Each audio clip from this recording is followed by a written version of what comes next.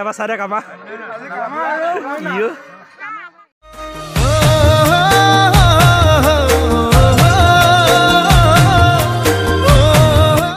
আমাৰ ইয়াতে মিটিং আলোচনা চলি আছে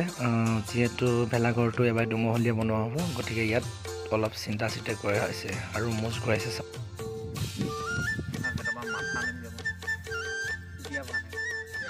আৰু আমি এনেকৈ বাঁহ কাটিবলৈ গৈ আছোঁ আজি ক'ত কিমান বাঁহ পাওঁ কালেকশ্যন হয় যিহেতু কাটিবলৈ গৈ আছোঁ বাঁহ তো চাই থাকক ভিডিঅ'টো আমাৰ ভেলাঘৰ চাংখন হৈয়ে গ'ল যিহেতু ওপৰত বহি আজি চাহ খালোঁ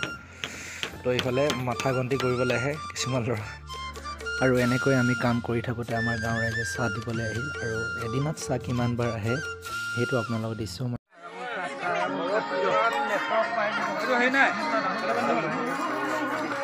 কামা এইফালে এবাৰ চাই দে কামা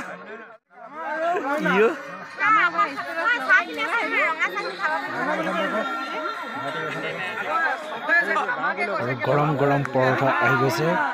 ভাজ খাব লাগে চাই থাকক এয়া আমাৰ গাখীৰ ভাবৰ কাৰণে ডেকা ল'ৰা কাম লাগি আছে ডেকা ল'ৰা নহয় অৱশ্যে বুঢ়া হয় ইমান বুঢ়াও নহয় অৱশ্যে কি বনাইছে বা এডাল জানিব পাৰি নি এইটো কি হৈছে টাইম পাছ ঠিকে আছে দিয়া আৰু এইফালে আমাৰ ভাত আনিছে আমাৰ বৌ আহিছে বলক তেতিয়াহ'লে ভাতটোকে খাই লওঁ কিহৰ লগত বা আনিছে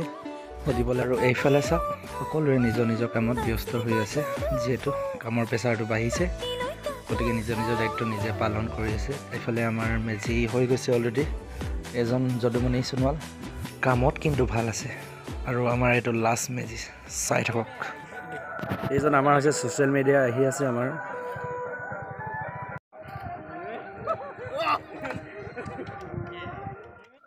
তো বন্ধুসকল আমাৰ বহুতখিনি কাম শেষ হ'বলৈ হ'ল তো আৰু বেছি কাম নাই গেটৰ কাম অলপ আছে